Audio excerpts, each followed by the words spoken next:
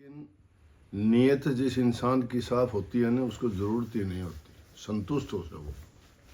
और संतोषी इंसान हमेशा सुखी रहता है। जो इसके संतोष नहीं, वो तृष्णालु हो जाए। तृष्णा कभी भरती नहीं किसी की। तृष्णा को कितना बढ़ाओ, आज या एक चीज़ है, कल को दूसरी की ज़रूरत होगी, परसों तीसरी की, अगले दिन चौथी की। मांग कभी पूरी नहीं होती इंसान की। एक मांग पूरी नहीं होती, दूसरी मांग खड़ी हो जाती है। उसने कह दिया कि मत आकर। काफ़ी दिन के बाद में एक दिन वो पंडिताइन मिल गई सेठानी में। बोलिए आजकल पंडित जी आंधे को नहीं मारे। बोली बाण के बताऊँ, मैंने पूछी थी पंडित जी ने कि आप जानते को नहीं अपना जजमान के कि मैं लेके आया कर दे, तो हर चीज़ का तोड़ा हो गया, सेठ तो दिया कर दा अपने दान कौन। बोला कि अब अपना जजमान रहा को नहीं, उसने न्यू कह दी कि मत आया कर, इसलिए ने बोला मैं को नहीं जाऊँगी।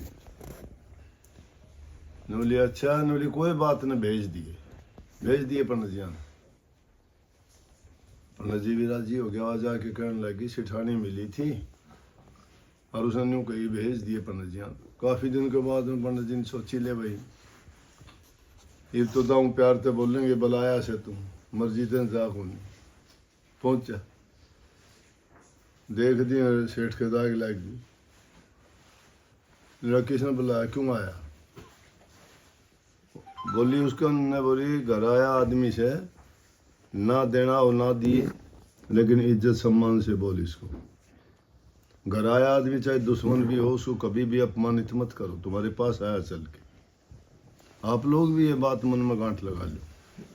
चाहे तुम्हारा कितना भी बड़ा दुश्मन हो, तुम्हारे पास जो आता है, चाहे याचक बन के आता है, चाहे वो और कोई कंप्लेंट शिकायत लेके आता है, तो कभी भी उसको साथ बदतमीजी से पेश ना हो। अच्छे प्यार से बात करोगे तो बड़े से बड़ी समस्या का हल हो जाएगा। कोई दुख दर्द पीड़ा होगी, वह कोई भी तुम्हारी उलझन या कोई तुम्हारा आपस का झगड़ा विवाद है, वो सुलझने में देर नहीं लगेगी। अगर नहीं भी सुलझे तो भी अगर तुम्हें चार बात कह के भी चला जाए तो भी शांति रखनी चाहिए, क्योंकि तुम्हारे पास आया हो। आदर करना चाहिए। हमारे देश की ये परंपरा रही है, अतिथि है वो किसी भी प्रकार से है, बुरा है, भला है, चोर है, ठग है, डाकू। तुम अपने विचारों को और अपनी प्रकृति को उसको देख के ना बिगाड़ो। किसी में दुर्गुण है, दुर्गुणों की ओर दृष्टि ना करके औगुण ग्रही मत बनो, गुणों को अपनाओ। हर इंसान में कोई ना कोई अच्छा गुण होता है, उसके अच्छा गुण ढूंढ लो। तो ये बात कही तो सेठ नरम हो गया। बोला दान दक्षिणा ना दिए, आया है घर अपने पास, इज्जत से बोल इसको। ब्राह्मण है, वृद्ध उम्र है, गलत बोलना गलत है। बोला ठीक है। बोला मैं दान दक्षिणा नहीं दूंगा कुछ भी। बोला देखो आया से तो आदमी को खाली मत जाने दो, ये दूसरा नियम है प्रकृति का। जो इंसान देता नहीं है वो लेता नहीं है।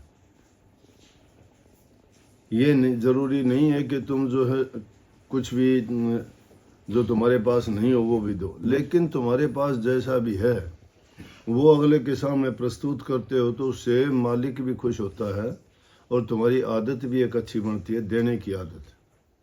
क्योंकि देने से ही हर चीज़ फलती फूलती है, बिना दिए नहीं होता कुछ भी। जो देता नहीं है वो लेता भी नहीं है, देने वाले को मिलता है। एक चीज़ दोगे 1000 गुना मिलेगी, लेकिन नीयत साफ करके। ये नहीं कि किसी के फांसी लगा के भाई तेरे को तो ये देना पड़ेगा, अब वो कह देना मेरी हिम्मत नहीं है, मेरी इतनी औकात नहीं है, मैं कहाँ से दूंगा, ये करूँगा, तो गलत है।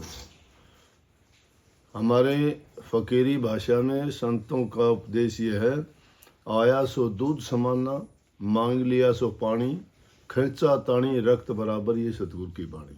चीज़ कोई मायने नहीं रखती वो क्या है, कितनी है। देने वाले की भावना देखो उसमें कितना प्यार है, कि इतनी दूर जाने के बाद भी उसको यही चीज़ याद रही कि मैं क्या लेके चलूँ। बेशकीमती चीज़ है, समझ गए। तो जो चीज़ अपने आप आती है उसमें दूध जैसा गुण होता है, और किसी से मांग के ले लेते हो पानी जितना गुण रहता है उसमें। और अगर वो तो कहे कि ना मैं तो यो लूँगा, वो का नाम मेरी हिम्मत नहीं, तो समझ लो वो तो अगले को हलाल करना है, उसमें कोई किसी को फायदा नहीं होगा।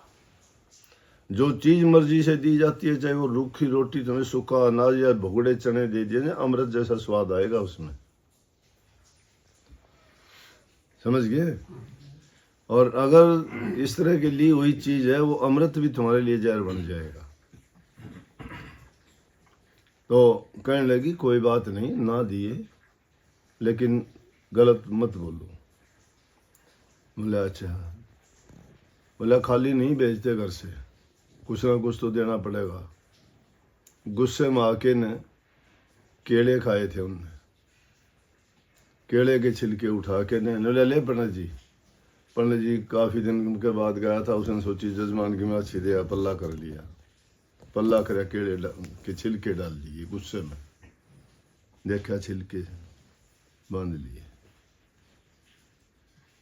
बांध के न घर आ गया। पंडितानी खड़ी गेट पर, केले भाई काफ़ी दिन के बाद में जजमान के गया था, तो गट्ठर बांध के लेके आएगा। किसका गट्ठर? घर में पहुंचा, सेठानी बोली, पंडिताइन बोली कि पंडित जी क्या हुआ? बोला बताऊंगा, चाल अंदर। बोले मैं तो गया, वो तो आगे बबूला हो गया था इसलिए कि भाई काफ़ी दिन के बाद गया, इज्जत करेगा, दान दक्षिणा भी देगा, लेकिन उसने दिए दान दक्षिणा दी। गाड़ी के दो पहिए होती है परिवार चलाने में, पति और पत्नी। एक पहिया अगर बिगड़ जाता है, परिवार का चलना बड़ा मुश्किल हो जाता है। परिवार की गाड़ी चलती भी है तो उसमें बहुत परेशानी होती है।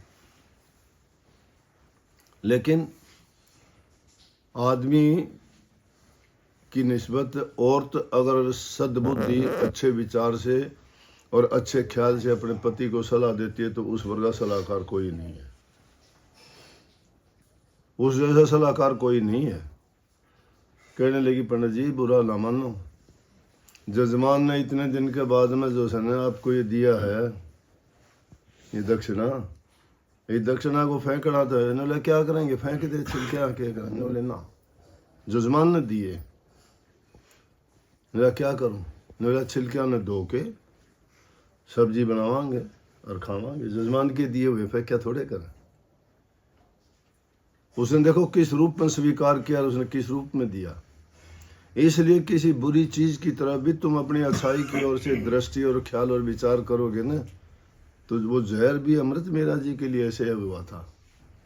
उन्होंने जहर सोच के दिया था, उसने अमृत करके पिया था। मृत जिससे कभी मरता नहीं है, अमर हो जाता है, वो अमर होगी। छिलके धो के पंडिताइन ने सब्जी बना ली और सब्जी बना के उन्होंने खाई। बुढ़ापे की उम्र थी, केले की सब्जी कभी खाई नहीं थी, कड़ा जमा थे। रात के टाइम पंडित जी का पेट में दर्द हो गया, पेट में दर्द हो गया, तड़फने लगा बड़ा जोर से, प्राण निकले, हाय मरा। ये पड़ोसी आ गए, अरे क्या हुआ भाई? बूढ़ा पंडित जी क्या हुआ? बोला क्या खाया था आपने ऐसा? वैद बुलाया, बोला भाई क्या खाया था? मैंने तो कुछ नहीं, केले दिए थे जजमान ने, उसकी उन छिलकियों की सब्जी बना ली।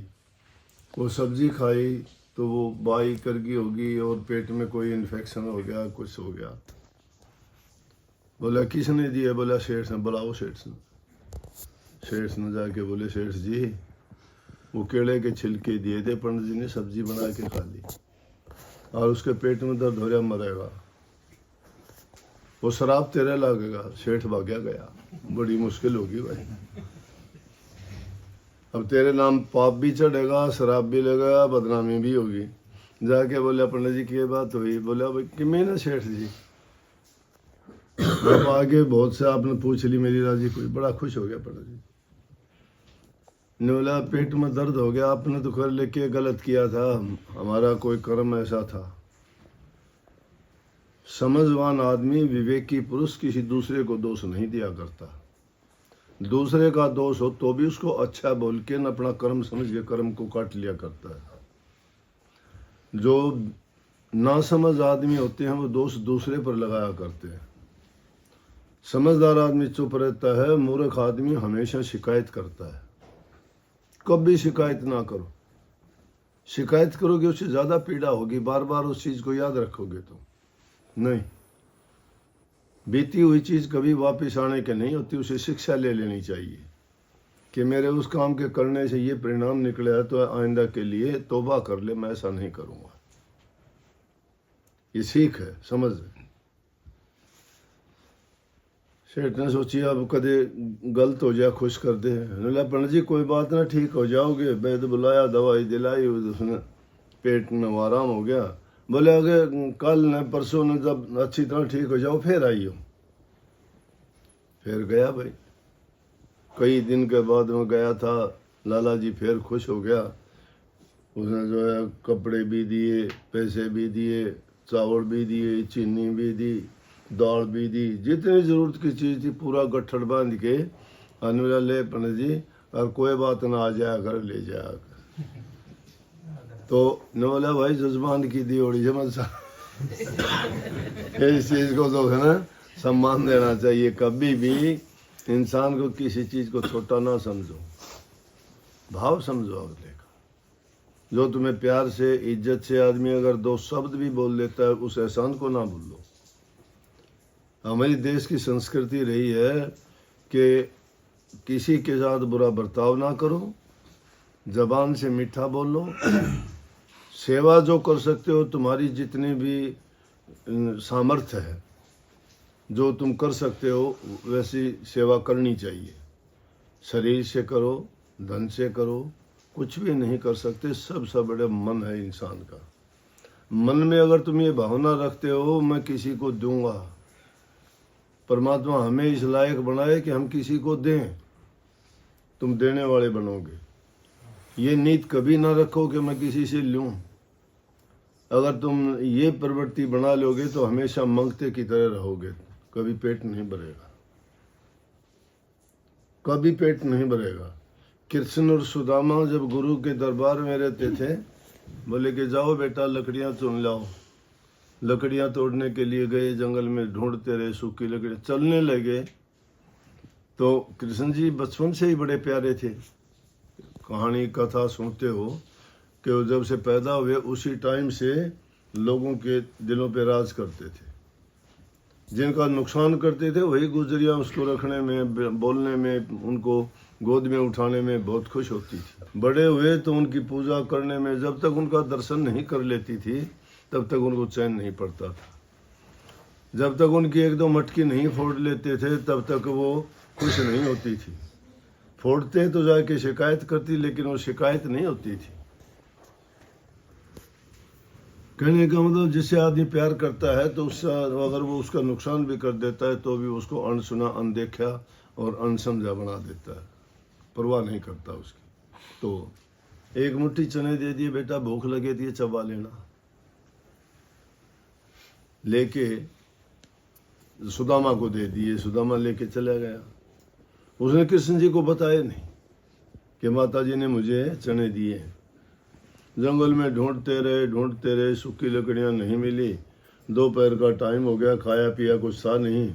बरसात आ गई जोर से और दोनों पेड़ पर चढ़े हुए थे सूखी लकड़ियां तोड़ने के लिए। तो तेज बारिश आने के कारण वो वहीं पेड़ों की शाखाओं के नीचे छिप गई। तो पानी से भीगने के कारण सर्दी लगने लगी, तो जाड़ बजने लगी उनकी, और भूख लगी हुई, बरसात में ज़्यादा भूख लगती है। तो कृष्ण जी को पता तो था ही, तो उसने आहिस्ता आहिस्ता सुदामा ने वो चने चबाने शुरू कर दिए। जो नहीं इसको देगा तो तेरे कम पड़ जाएंगे, इसको ना दे, सब तू ही खा ले।